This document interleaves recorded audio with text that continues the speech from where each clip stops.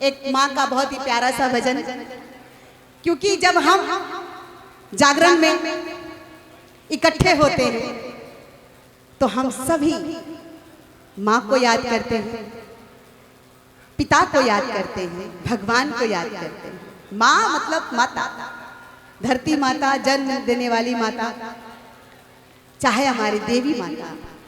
और पिता में तो जो हमारे भोलेनाथ हैं, तो उनको अगर हम याद करते हैं तो पिता याद आते हैं, पिता को याद करते हैं तो भोलेनाथ को हम याद कर लेते हैं। तो आइए एक बहुत प्यारा सा माँ का भजन, क्योंकि इस मोतिहारी में भोजपुरी, ये मोतिहारी भोजपुरी का गढ़ है ना। हाँ, और यहाँ अगर भोजपुरी ना गाओ तो फिर क्या फायदा। तो एक बहुत प्यारा सा जयकारा, जयकारा शेरवाली दा, बोल सच्चे दरबार की, शेरवाली मैया की। अच्छा, सिर्फ एक ही जयकारा कर रहे हैं आप लोग, रहुओ सब करी। जयकारा कहे में पैसा ना लागेला। शेरवाली मैया की जय। अरे बाप रे, इतना बोलना पड़ता है, कोई बात नहीं। और जब हम माँ को अपने घर में लाते हैं, चाहे अपने मंदिर में लाते हैं, तो माँ को अपने अपने तरीके से हम सजाते हैं। कोई आरती, कोई माँ का श्रृंगार, जो बन पड़ता है हम सभी भक्त मिलकर करते हैं। और कहना है क्या, और जो भजन के साथ तालियां नहीं बजाएंगे वो आप समझ लीजिएगा कि जो भी मनोकामनाएं हैं उसमें कमी हो सकती है। इसका ध्यान रखें। और कहना है क्या,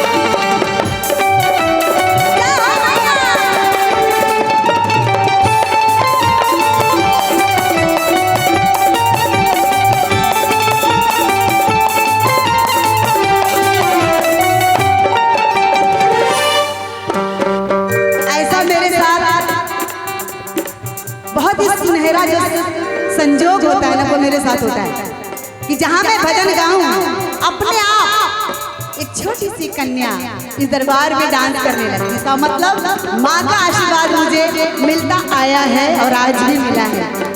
और कहते हैं ना, हम घर में जब जगराता रखते हैं, नवरात्रि रखते हैं, तो हम कन्या को जिमाते हैं। तो ये है माँ के रूप में। और जब माँ को हम श्रृंगार करते हैं,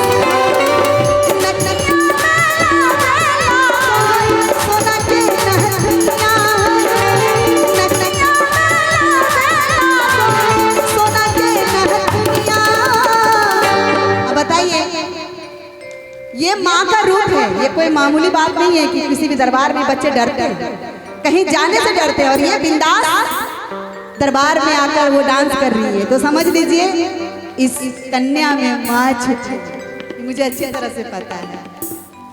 माई के सिंगार करे, माई के सिंगार करे, लागल महलिया, माई के सिंगार करे, लागल महलिया, माई के सिंगार करे।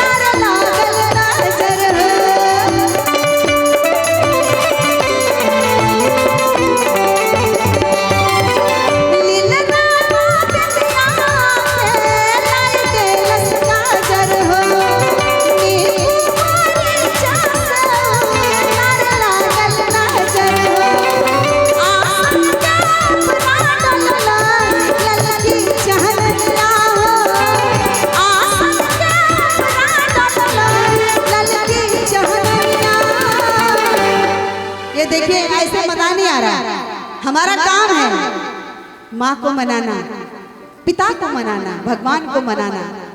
लेकिन साथ ही साथ अगर आप सभी दरबार में इकट्ठे हुए हैं, मेला तो देख लिए, आज जागरण की रात है। मैं चाहूंगी मैं ज्यादा परेशान नहीं करूंगी, लेकिन बीच बीच में तालियां होती रहनी चाहिए भजन के साथ, ताकि माँ को फील हो, एहसास हो कि नहीं सभी दरबार में सारे भक्त हमें याद कर रहे हैं, हमें जगा रहे हैं। तो जरा दोनों हाथों से तालियां बजती रहनी चाहिए भजन के साथ। हाँ जी, ये देखा गया है कहीं भी अगर जागरण का नाम हो बहुत देर तक बर्दाश्त नहीं करते हैं, लेकिन नहीं ऐसा नहीं है। हम कोई भी शुभ काम करते हैं तो ईश्वर को याद करते हैं, माँ को याद करते हैं, इसलिए यहाँ कोई कमी नहीं होनी चाहिए, है ना बाबू, है ना?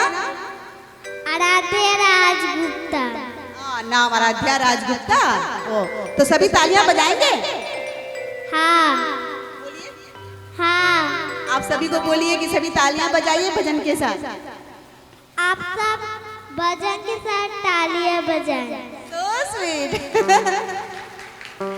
आसन के ऊपर डललस ललकी चाहनिया, माई के सिंगार करे, माई के सिंगार करे, लागल महलिया, माई के सिंगार करे, लागल महलिया, माई के सिंगार करे, केहू आरती गावता भजनिया, केहू आरती गावता भजनिया, माई के सिंगार करे, माई के सिंगार करे, लागल महलिया हो, माई के सिंगार करे, लागल महलिया, माई के सिंगार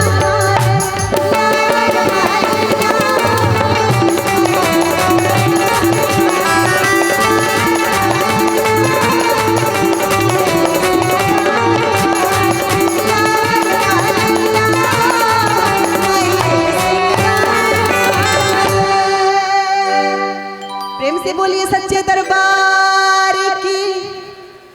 हाँ, जयकारा में बहुत कमी है, कोई नहीं बाबू, अब